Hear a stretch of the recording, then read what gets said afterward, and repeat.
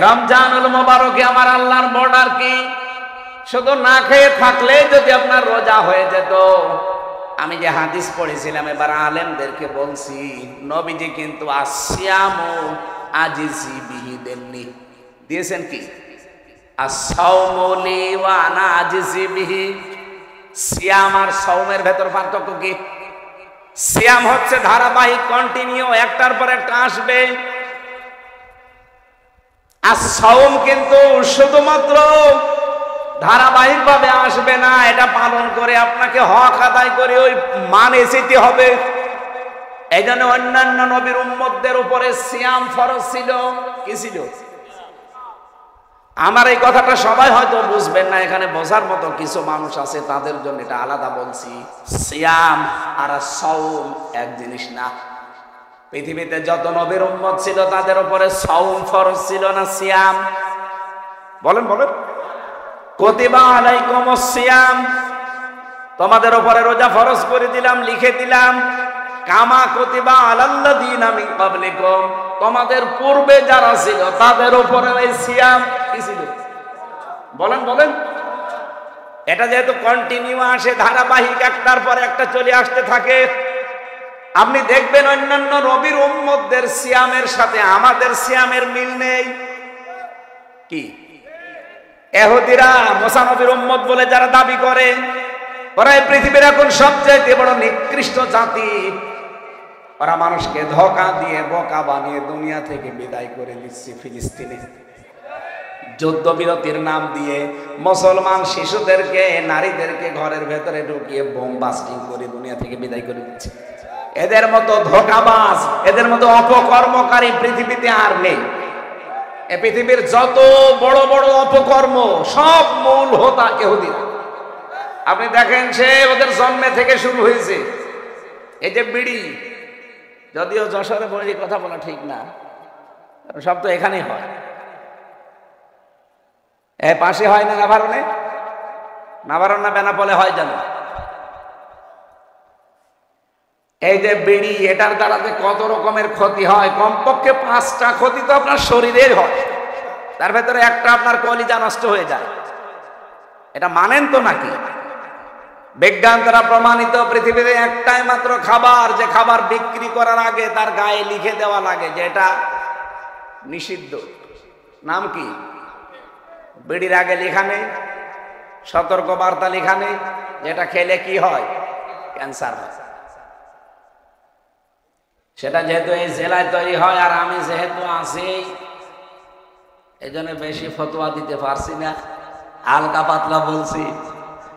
এই যে বিড়ি, এর মূল হোতা আবিষ্কারক যারা প্রথমে এই পৃথিবীতে বিড়ি বানিয়েছে, ইহুদিরা। কারা?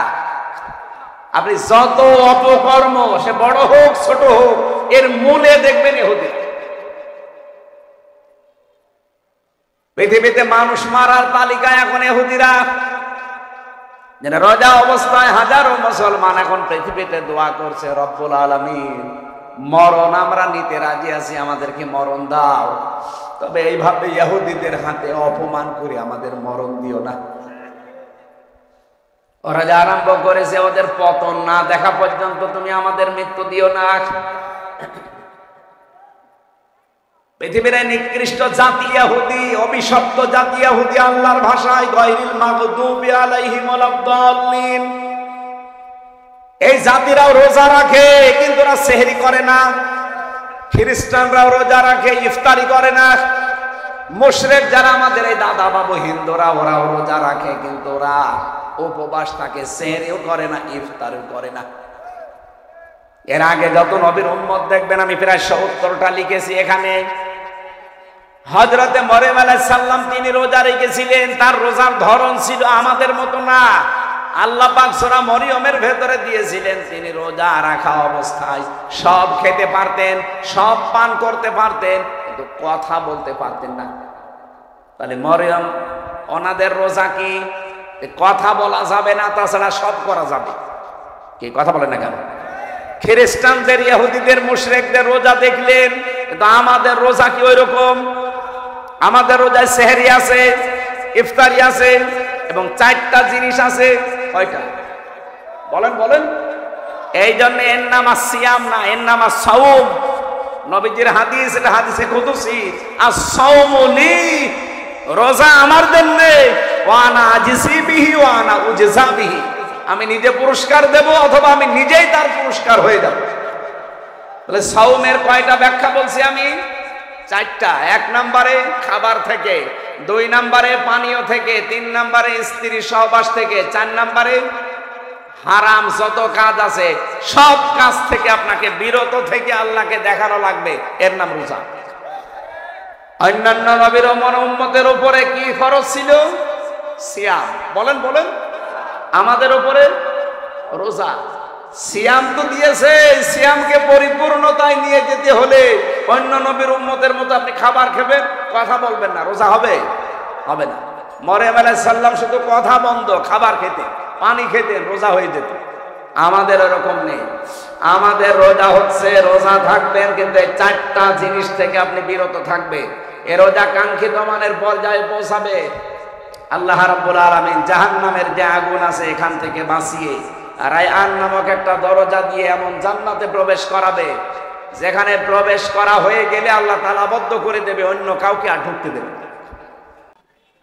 আল্লাহ রাব্বুল আলামিন বলেন, কুল্লু নাফসিন যায়িকাতুল মাউত ওয়া ইন্নামা তুওয়াফাউনা উজুরাকুম ইয়াওমাল কিয়ামাহ। অবশ্যই প্রত্যেকটি জীব মৃত্যুর স্বাদ গ্রহণ করবে।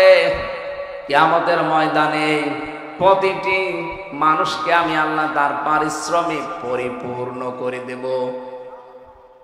হযরতে আবু দারদার জীবনী পড়ছিলাম, তিনি বলেন আয়াতটা পড়লে আমার কেমন যেন একটা অজানা ভয় চলে আসতো, যে কিয়ামতের দিন আল্লাহ নাকি আমাকে পরিপূর্ণভাবে আমার উজরত দিয়ে দেবে। আমার সবচাইতে বেশি ভয় হয় আমি যা কামাই করেছি সব যদি আল্লাহ আমারে দিয়ে দেয়, তে আমার তো টানা সম্ভব না। দুনিয়ায় বাবার বোঝা সন্তান বহন করতে পারে, সন্তানের বোঝা বাবা বহন করতে পারে। আল্লাহ পাক বলেন, ওয়ালা তাজিরু ওয়াজিরাতু বিজরা উখরা। কিয়ামতের ওই ময়দানে কেউ কারো বোঝা বহন করবে না। এখানে পৃথিবীতে যে যতটুকু পাপ করছেন ওই পাপটা আল্লাহ কিয়ামতের দিন বোঝা আকারে আপনার পিঠের উপরে তুলে দেবে। قد خسر الذين كذبوا بلقاء الله حتى إذا جاءتهم الساعة بغتة قالوا يا حسرتنا على ما فرطنا فيها। সূরা আনামের 30 নম্বর আয়াতে আছে, অবশ্যই ওই মানুষগুলো ক্ষতিগ্রস্ত হয়ে গেছে, হবে না। কদ খসিরা মাজির সিগা, অবশ্যই ক্ষতিগ্রস্ত হয়ে গেছে, সর্বনাশ হয়ে গেছে ওই মানুষগুলোর জন্য। কিয়ামতের দিন আল্লাহর সাথে যে সাক্ষাৎ হবে, আল্লাহর সামনে যে জবাব দেওয়া লাগবে, উনি যে পরিপূর্ণভাবে আপনাকে পারিশ্রমিক দিয়ে দেবে, এটা যারা বিশ্বাস করে না। হাত্তা ইদা জাতুহুমুস সাআত, হঠাৎ করে যখন তাদের সামনে মরণ চলে আসে। এখানে সাআতুনের অর্থ 2টা। এখানে আলেম যারা আছেন সাআতুনের অর্থ ভালো করে মিলাবেন 2টা। 1 নম্বরে সাআতুন মানে মৃত্যু, 2 নম্বরে সাআতুন মানে কিয়ামত। হ্যাঁ, এটা মরণও হতে পারে, কিয়ামতও হতে পারে। মরণের পরে বা কিয়ামতের পরে ময়দানে মাহশারে এই মানুষগুলোর সামনে যখন আমল নামাটা আল্লাহর সামনে তুলে ধরব, পাপের বোঝাটা, হঠাৎ ওই মানুষগুলো আল্লাহকে বলবে, ক্বালু ইয়া হাসরাতানা, আফসোস, আলা মা ফাররাতনা ফিহা, পূর্বে যা পাঠিয়ে রেখেছিলাম ওইটার দিকে তাকাবে আর আফসোস করবে, আমি কেন পাঠালাম এইটা। এতটুকু আল্লাহ যদি শেষ করে দিতেন আমি আয়াতটাই পড়তাম না। এর পরের শব্দটা আমাদের জন্য, অহুম ইয়াহমিলুনা আওসারহুম আলা দুহুর, আলা সামা ইয়াজিরুন। রব্বুল আলামিন বলেন অ মানে এবং হম মানে তারা, ইয়াহমিলুন এটা হামালা, ইয়াহমিলু মানে বহন করা। এটা মজারে বর্তমান ভবিষ্যৎ প্রেজেন্ট ফিউচার। ঝাড়ের বহু বচনাও ঝাড়, জুহুর মানে পিঠ, হম মানে তাদের। আল্লাহ বলেন কিয়ামতের ওই কঠিন ময়দানে যখন তার পিঠের ওপরে তার পাপের বোঝা সমূহ চাপিয়ে দেব, এদিকে খেয়াল করে। আল্লাহ কিন্তু ঝাড় দেননি, আও ঝাড় দিয়েছেন। প্রশ্ন আসতে পারে আমি এখন 33 বছর বয়সের মালিক, কত আমার এই 33 বছর বয়সে আমি যত অপরাধ করেছি, একটা বান্ডিল বেঁধে বোঝা আকারে আমার পেটের ওপরে তুলে দিলে এটা ঝাড় হয় 1 বছর। দাও ঝাড় দিলেন কেন? তাফসিরে মাযহারি মুফাসসির লিখেছেন আউঝারের ব্যাখ্যায় আমি হয়তো 33 বছরে মারা গেলাম, কিন্তু এমন এমন কাজ আমি দুনিয়ায় জারি করে গেলাম যেটা গোনায়ে জারিয়া। আমরা অনেকেই মনে করি সাদগায়ে জারিয়া আছে, গোনায়ে জারিয়াও আছে। কথা বলো না কেন? এ মাদ্রাসা যিনি কায়েম করেছিলেন তিনি সাদগায়ে জারিয়া তৈরি করে দিলেন। এর পাশাপাশি কেউ যদি একটা সিনেমা হল তৈরি করে দেয়, সে কি সাদগায়ে জারিয়া না গোনায়ে জারিয়া? বলেন বলেন। এই লোকটা কিয়ামত পর্যন্ত এই মাদ্রাসার কারণে ওনার যে সওয়াবের নেকির বোঝাটা দিন যত যাবে এ বোঝা একটা একটা করে বাড়তেই থাকবে। পাশে যে লোকটা সিনেমা হল বানিয়েছে, যে লোকটা সুদের কারবার তৈরি করে চলে গেছে, ওটা যতদিন পর্যন্ত ওই সুদি ব্যাংক, ওই সিনেমা, ওই অত্যাচারী জুলুম নির্যাতনের ওই দলটা যতদিন থাকবে, ও হয়তো নেই কিন্তু ওই দলের লোকজন আছে। কথা বলে না কেন? ওর সিনেমা হল আছে, ওর সুদি ব্যাংক আছে। ও মরে গেছে কতদিন আগে, ওর বোঝা তো পাপের একটা হওয়ার কথা, কিন্তু কিয়ামতের দিন ও যখন উঠবে লক্ষ লক্ষ পাপের বোঝা, আল্লাহ পাক বলেন একটার পরে একটা চাপাতেই থাকবো। এর নাম ইয়াহমিলুন। শুধু এখন না, বর্তমান ভবিষ্যৎ, ভবিষ্যৎ বলতে কিয়ামত পর্যন্ত। এজন্য আমার এই 33 বয়সে আমি এমন কিছু কথা, এমন কিছু কাজ, এমন কোন কিছু আঞ্জাম যেন দিয়ে না যায়। আমার একটা বোঝাই তো আমি পারি না, এখন আবার বোঝার পরে বোঝা তৈরি হতে আছে। আল্লাহ রাব্বুল আলামিন বলেন কিয়ামতের দিন যখন এই লোকটা বোঝা বহন করে নিয়ে যাবে, একটার পরে একটা চাপাতে থাকবো। আলা সামা ইয়াসিরুন। ফেরেশতারা দেখে বলবে কত নিকৃষ্ট বোঝা এই লোকটা বহন করে নিয়ে যাচ্ছে। বলেন নাউজুবিল্লাহ। আজকে হয়তো একজনকে হত্যা করে রাস্তা দিয়ে গেলে আপনাকে মানুষ খুনি বলে তাড়া দেবে, ধর্ষণ করে গেলে ধর্ষক বলে তাড়া দেবে। এখন কি এমনকি বাংলাদেশে এখন যে পজিশন, ধর্ষণ করে যদি আপনি জেলে যান আর আপনার পক্ষে যদি কোনো উকিলও দাঁড়ায়, জনগণ সে উকিলকেও পিটিয়ে মেরে ফেলবে। এই যে আয়েশা, আয়েশা নাকি না, আসিয়া, এই মেয়েটাকে যারা ধর্ষণ করেছিল, ওই ধর্ষকদের পক্ষে যে উকিল দাঁড়িয়েছে, ওই উকিল পর্যন্ত পিটানি খেয়েছে। এই লোকটা ধর্ষক, আপনি ওর পক্ষে দাঁড়ালেন কেন? ওকালতি করার জন্য। এই জন্য উকিলও মার খায়। কিয়ামতের দিন আপনি পাপের বোঝা বহন করে যখন নিয়ে যাবেন, ধর্ষককে দেখলে মানুষ ধর ধর, ধর্ষক যাচ্ছে যেমন তাড়া দেয়, খুনিকে দেখলে খুনি যাচ্ছে ধর তাড়া দেয়, চোর দেখলে চোর যাচ্ছে ধর তাড়া দেয়, ছিনতাইকারী দেখলে বলে ছিনতাইকারী যাচ্ছে ধর তাড়া দেয়। কিয়ামতের দিন ফেরেশতারা বলবে ধর, পাপের বোঝা নিয়ে যাচ্ছে। আপনি নিজের সাথে এবার মিলান তো, আপনারে আমার এই 33 বছরে আমি মিলালাম, মাওলানা আজিজুর রহমান ওনার 60 বছরে মিলাক, জাহাঙ্গীর হোসেন ওনার 60 বছরে মিলাক। কিয়ামতের দিন আমরা যা করেছি কিন্তু আল্লাহ আমার পিঠের উপরে তুলে দেবে। যাই করেন, পাপের বোঝা যদি আল্লাহ তুলে দেয়, ফেরেশতারা যদি বলে দেখ কত নিকৃষ্ট বোঝা হামজা বহন করে নিয়ে যাচ্ছে, ওই সময়ের যে লজ্জা আমি কার কাছে দেব বলেন? ও লজ্জা যেন না লাগে সেই সময় এখনই। এখনো সূর্য পশ্চিম দিকে ওঠে নাই, এখন আমার মরণের গড়গড়ানি শুরু হয়নি, সুতরাং পরিবর্তন হওয়ার সুযোগ নেই। বলেন বলেন, এক্ষুনি সময় পাল্টান। শয়তান তো বাধা আছে, শয়তান তো আপনাকে ধোঁকা দিতে পারবে না। কি বাধা নেই? এরপরেও যদি আপনি পরিবর্তন হতে না পারেন, আপনি মনে করবেন আপনি নিজেই একটা শয়তান। শয়তান বাধা আছে, এরপরও এত সুযোগ থাকার পরও আপনি যদি পাল্টাতে না পারেন, শয়তান বাধা আছে, আপনি পাল্টাতে পারেন, আপনাকে ধোঁকা দেয় কে? তার মানে আপনি নিজে একটা শয়তান। কথা বলেন না কেন? আপনার থেকে তো এখন আমার মনে হয় আশ্রয় চাওয়া লাগবে। আমরা আউযু বিল্লাহি মিনাশ শাইতানির রাজিম বলি, এখন বলা লাগবে আউযু বিল্লাহি মিনাজ যশোর বলা যাচ্ছে না। এই জন্য আমরা এই মুহূর্তে সিদ্ধান্ত নেওয়া লাগবে, কিয়ামতের দিন আল্লাহ প্রত্যেককে তার উজুরত যা করেছে লোকটা একেবারে পঙ্খানো দেবে, কোনো কম বেশি নেই। ফামান যুহজিহা আনিন নার, খুব কঠিন শব্দ। আমি ব্যাখ্যায় পড়তে গিয়ে আমি নিজে আশ্চর্য হয়ে গেছি, এর আগে আমি এভাবে বুঝিনি। ফামান যুহজিহা, আল্লাহ রাব্বুল আলামিন বলেন যেই লোকটাকে বাঁচিয়ে দেওয়া হবে, যুহজিহা আনিন নার, জাহান্নামের আগুন থেকে বাঁচানো হয়েছে না বাঁচানো হবে? বলেন বলেন। তার মানে পরীক্ষা আমাদের সবার সামনে আছে। ফামান যুহজিহা আনিন নার, যে লোকটাকে জাহান্নামের আগুন থেকে বাঁচানো হবে, ওয়া উদখিলাল জান্নাতা ফাকাদ ফাজ, এবং যাকে জাহান্নামে প্রবেশ করানো হবে না করানো হয়েছে? করানো হবে।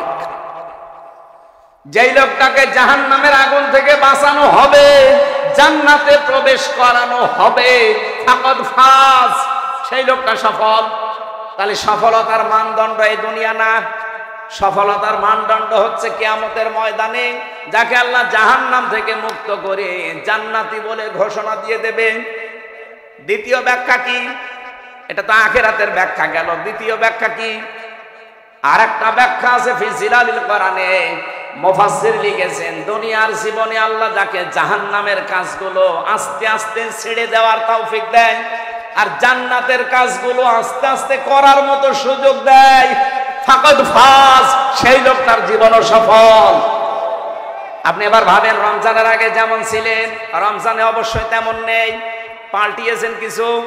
বাকি 11 মাস যদি এভাবে পাল্টিয়ে পাল্টিয়ে আপনার জীবন শেষ করতে পারেন, আপনি মনে করবেন আপনার জীবনকে আমার আল্লাহ ফাকাদ ফাজ, সফলতার দ্বার প্রান্তে পৌঁছিয়ে দিচ্ছে।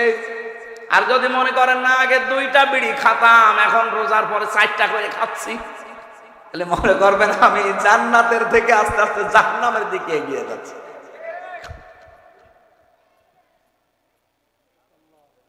এই যে জান্নাত আর জাহান্নাম, 2টা শব্দ। একটা প্রথম জাহান্নামের একটা নাম আছে নার। জাহান্নামের নাম কি? এই জাহান্নামের নার, আগুন, এটা পুরাটাই যেহেতু আমার আল্লাহ আগুন দিয়ে জ্বালিয়ে রেখেছেন, এই জাহান্নামে আল্লাহ দেবেন কাদের? এই জায়গায় একটা প্রশ্ন আছে। রব্বুল আলামিন জানিয়েছেন ফাম ওয়া বুররিসাতিল জাহিমু লিমাইয়ারা ফাআম্মা মান তাগা ওয়া আসারাল হায়াতাদ দুনিয়া ফাইনাল জাহিমা হিয়াল মাআওয়া। বলেন আল্লাহু আকবার। রব্বুল আলামিন বলেন জাহান্নামকে সেদিন দৃশ্যমান করা হবে, তোমাদের সামনে নিয়ে আসা হবে। পৃথিবীতে যারা সীমা লঙ্ঘন করেছে এই মানুষকে, আর দুনিয়ার জীবনকে যারা এসার করেছে, প্রাধান্য দিয়েছে, অগ্রাধিকার দিয়েছে, এই 2টা গুণ যাদের দুনিয়াতে ছিল তাদের এই জাহান্নামে দেওয়া হবে, আর জাহান্নাম হবে তাদের আশ্রয় স্থল। বলেন নাউজুবিল্লাহ। সূরা নাবার ভেতরে পেয়েছি ইন্না জাহান্নামা কানাত মিরসাদা লিত্তাগিনা মাআবা লাবিসিনা ফিহা আহকাবা। অবশ্যই জাহান্নাম একটা গোপন ফাঁদ, এটা একটা ঘাঁটি। এই ঘাঁটিতে আল্লাহ কাদেরকে দেবেন? লিত্তাগিনা মাআবা, পৃথিবীতে যারা সীমা লঙ্ঘন করেছে আর যারা অস্বীকার করেছে। নবীজি বললেন কুল্লু উম্মতি, ইয়াদখুলুনাল জান্নাহ, আমার প্রতিটি উম্মত নারী হোক আর পুরুষ হোক প্রত্যেকেই জান্নাতে যাবে। ইল্লা মান আবা, শুধু যারা আবা তাদেরকে জান্নাত আল্লাহ দেবেন না। সাহাবী বললেন, হে রাসূল, আবা কারা? কিলা ইয়া রাসূলুল্লাহ মান হুম মান ইয়া আবা, আবা কি জিনিস? নবীজি বললেন, মান আতাআনি দাখালাল জান্নাহ ওয়া মান আসানি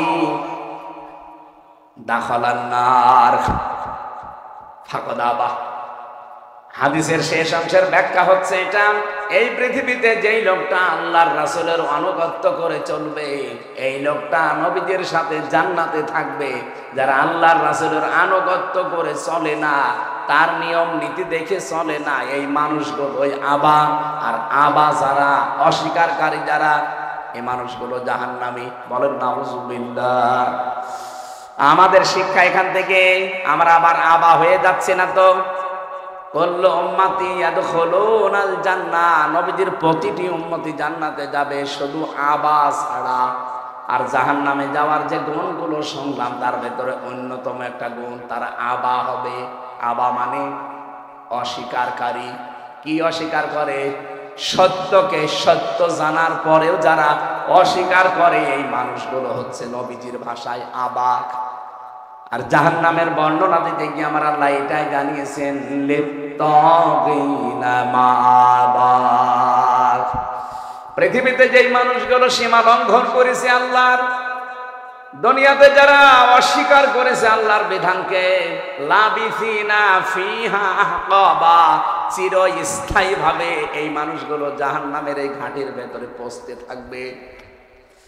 ও যশোরবাসী, জাহান্নামে যাওয়ার এখানে আমরা দুইটা গুণ কিন্তু পেয়েছি অলরেডি।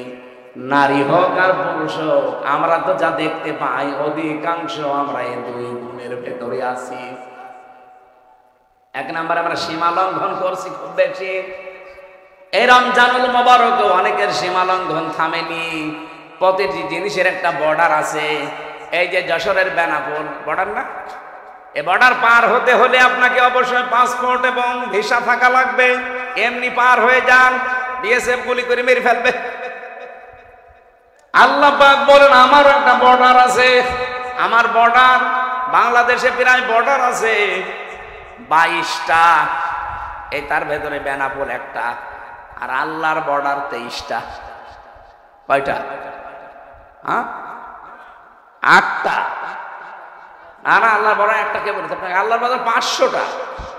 এই কোরআনে আল্লাহ বর্ডার দিয়েছেন 500। কয়শো? রমজানুল মোবারকে আমার আল্লাহর বর্ডার কি? শুধু না খেয়ে থাকলে যদি আপনার রোজা হয়ে যেত। আমি যে হাদিস পড়েছিলাম, এবার আলেমদেরকে বলছি, নবীজি কিন্তু আসিয়ামু আজিজি বিহি দেননি, দিয়েছেন কি? আসসাওমু লি ওয়া আনা আজিজি বিহি। সিয়াম আর সাওমের ভেতর পার্থক্য কি? সিয়াম হচ্ছে ধারাবাহিক, কন্টিনিউ, একটার পর একটা আসবে। আর সাওম কিন্তু শুধুমাত্র ধারাবাহিক ভাবে আসবে না, এটা পালন করে আপনাকে হক আদায় করে ওই মানে যেতে হবে। এই জন্য অন্যান্য নবীর উম্মতদের উপরে সিয়াম ফরজ ছিল। কি ছিল?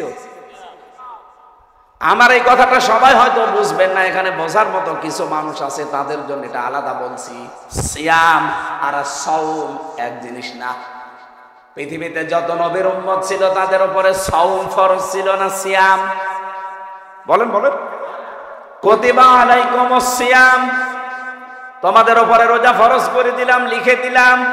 কামা কুতিবা আলাল্লাযীনা মিন ক্বাবলিকুম, তোমাদের পূর্বে যারা ছিল তাদের উপরে এই সিয়াম কি ছিল? বলেন বলেন। এটা যেহেতু কন্টিনিউ আসে, ধারাবাহিক, একটার পর একটা চলে আসতে থাকে, আপনি দেখবেন অন্যান্য নবীর উম্মতদের সিয়ামের সাথে আমাদের সিয়ামের মিল নেই। কি? ইহুদিরা মুসা নবীর উম্মত বলে যারা দাবি করে, ওরা এই পৃথিবীর এখন সবচেয়ে বড় নিকৃষ্ট জাতি। ওরা মানুষকে ধোঁকা দিয়ে বোকা বানিয়ে দুনিয়া থেকে বিদায় করে দিচ্ছে। ফিলিস্তিনে যুদ্ধবিরতির নাম দিয়ে মুসলমান শিশুদেরকে, নারীদেরকে ঘরের ভেতরে ঢুকিয়ে বোম বাস্টিং করে দুনিয়া থেকে বিদায় করে দিচ্ছে। এদের মতো ধোঁকাবাজ, এদের মতো অপকর্মকারী পৃথিবীতে আর নেই। এ পৃথিবীর যত বড় বড় অপকর্ম সব মূল হোতা ইহুদিরা। আপনি দেখেন সে ওদের জন্মে থেকে শুরু হয়েছে। এই যে বিড়ি, যদিও যশোরে বড়ি কথা বলা ঠিক না, সব তো এখানেই হয়। এ পাশে হয় না নাভারণে, নাভারণ না বেনাপোলে হয় জানো। এই যে বিড়ি, এটার দ্বারা যে কত রকমের ক্ষতি হয়, কমপক্ষে 5টা ক্ষতি তো আপনার শরীরের হয়, তার ভেতরে একটা আপনার কলিজা নষ্ট হয়ে যায়। এটা মানেন তো নাকি? বিজ্ঞান দ্বারা প্রমাণিত পৃথিবীতে একটাই মাত্র খাবার, যে খাবার বিক্রি করার আগে তার গায়ে লিখে দেওয়া লাগে যে এটা নিষিদ্ধ। নাম কি? বিড়ির আগে লেখা নেই, সতর্ক বার্তা লেখা নেই, যেটা খেলে কি হয়, ক্যান্সার হয়। সেটা যেহেতু এই জেলায় তৈরি হয়, আর আমি যেহেতু আছি এই জন্য বেশি ফতোয়া দিতে পারছি না, হালকা পাতলা বলছি। এই যে বিড়ি, এর মূল হোতা আবিষ্কারক যারা প্রথমে এই পৃথিবীতে বিড়ি বানিয়েছে, ইহুদিরা। কারা? আপনি যত অপকর্ম, সে বড় হোক ছোট হোক, এর মূলে দেখবেন ইহুদিরা। পৃথিবীতে মানুষ মারার তালিকায় এখন ইহুদিরা। যেন রোজা অবস্থায় হাজারো মুসলমান এখন পৃথিবীতে দোয়া করছে, রব্বুল আলামিন মরণ আমরা নিতে রাজি আছি, আমাদেরকে মরণ দাও, তবে এইভাবে ইহুদিদের হাতে অপমান করে আমাদের মরণ দিও না। ওরা যা আরম্ভ করেছে, ওদের পতন না দেখা পর্যন্ত তুমি আমাদের মৃত্যু দিও না। পৃথিবীর নিকৃষ্ট জাতি ইহুদি, অভিশপ্ত জাতি ইহুদি, আল্লাহর ভাষায় গায়রিল মাগদুবি আলাইহিম ওয়ালাদ-দাল্লিন। এই জাতিরাও রোজা রাখে কিন্তু ওরা সেহরি করে না। খ্রিস্টানরাও রোজা রাখে, ইফতারি করে না। মুশরিক যারা আমাদের এই দাদা বাবু হিন্দুরা, ওরাও রোজা রাখে কিন্তু ওরা উপবাস থাকে, সেহরিও করে না, ইফতারিও করে না। এর আগে যত নবীর উম্মত দেখবেন, আমি প্রায় 70টা লিখেছি এখানে। হযরতে মরিয়ম আলাইহিস সালাম তিনি রোজা রেখেছিলেন, তার রোজার ধরন ছিল আমাদের মতো না। আল্লাহ পাক সূরা মরিয়মের ভেতরে দিয়েছিলেন, তিনি রোজা রাখা অবস্থায় সব খেতে পারতেন, সব পান করতে পারতেন, কিন্তু কথা বলতে পারতেন না। তাহলে মরিয়ম ওনাদের রোজা কি? কথা বলা যাবে না, তাছাড়া সব করা যাবে। কি কথা বলেন না কেন? খ্রিস্টানদের, ইহুদিদের, মুশরিকদের রোজা দেখলেন, কিন্তু আমাদের রোজা কি ওই রকম? আমাদের রোজায় সেহরি আছে, ইফতারি আছে, এবং 4টা জিনিস আছে। কয়টা বলেন বলেন? এই জন্য এর নাম সিয়াম না, এর নাম সাওম। নবীজির হাদিস, এটা হাদিসে কুদসি, আস-সাওমু লি, রোজা আমার জন্য, ওয়া আনা আজিসি বিহি ওয়া আনা উজজা বিহি, আমি নিজে পুরস্কার দেব অথবা আমি নিজেই তার পুরস্কার হয়ে যাব। তাহলে সাওমের কয়টা ব্যাখ্যা বলছি আমি? 4টা। 1 নম্বরে খাবার থেকে, 2 নম্বরে পানীয় থেকে, 3 নম্বরে স্ত্রী সহবাস থেকে, 4 নম্বরে হারাম যত কাজ আছে সব কাজ থেকে আপনাকে বিরত থেকে আল্লাহকে দেখানো লাগবে, এর নাম রোজা। অন্যান্য নবীর উম্মতের উপরে কি ফরজ ছিল? সিয়াম। বলেন বলেন? আমাদের উপরে রোজা। সিয়াম তো দিয়েছে, সিয়ামকে পরিপূর্ণতায় নিয়ে যেতে হলে অন্য নবীর উম্মতের মতো আপনি খাবার খাবেন, কথা বলবেন না, রোজা হবে? হবে না। মরিয়ম আলাইহিস সালাম শুধু কথা বন্ধ, খাবার খেতে, পানি খেতে, রোজা হয়ে যেত। আমাদের এরকম নেই। আমাদের রোজা হচ্ছে, রোজা থাকবেন কিন্তু এই 4টা জিনিস থেকে আপনি বিরত থাকবে। এ রোজা কাঙ্ক্ষিত মানের পর্যায়ে পৌঁছাবে। আল্লাহ রাব্বুল আলামিন জাহান্নামের যে আগুন আছে এখান থেকে বাঁচিয়ে রায়্যান নামক একটা দরজা দিয়ে এমন জান্নাতে প্রবেশ করাবে, যেখানে প্রবেশ করা হয়ে গেলে আল্লাহ তাআলা আবদ্ধ করে দেবে, অন্য কাউকে আর ঢুকতে দেবে না। সুতরাং রায়্যান নামে এই দরজাটা আমরা প্রশ্ন পরে দিয়ে,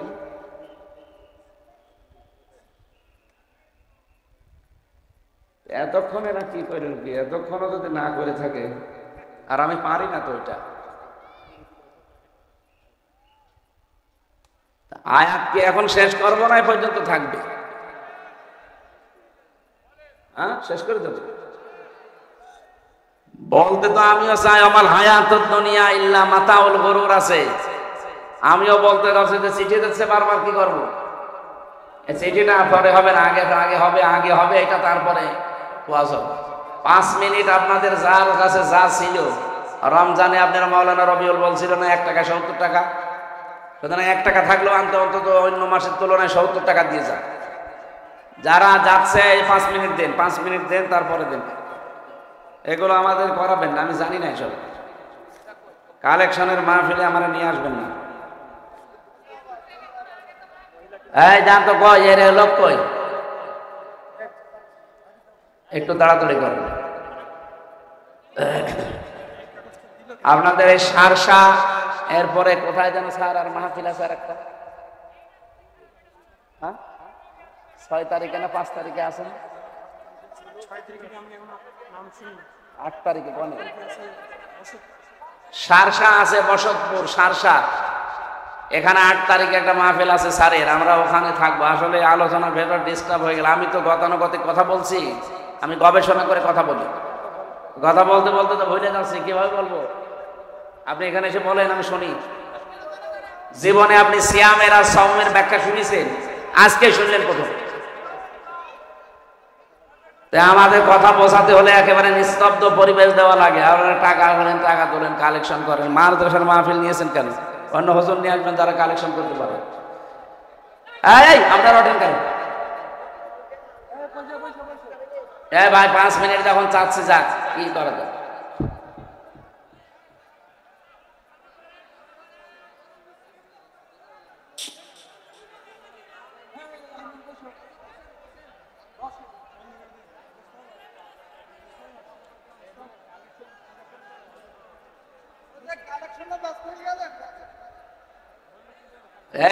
মাদ্রাসার জন্য না, আমি জীবনও এটা তো বলতামও না, আমি পারিও না।